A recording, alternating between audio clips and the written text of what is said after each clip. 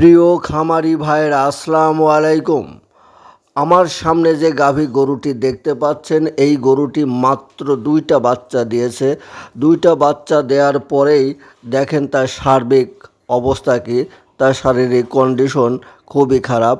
গত 3 দিন আগেই গাভীটি পাতলা পায়খানা এবং খাওয়া দাওয়া বন্ধ করে দিয়েছিল। চিকিৎসায় সেটা আল্লাহর রহমতে ভালো হয়েছে, কিন্তু তারপরেই তার মিল্ক ফিভারে আক্রান্ত হয়েছে। এই গরুটা এখন শুয়ে আর ওঠার কোনো ক্ষমতা নাই, একেবারে শয্যাশায়িত হয়ে গেছে।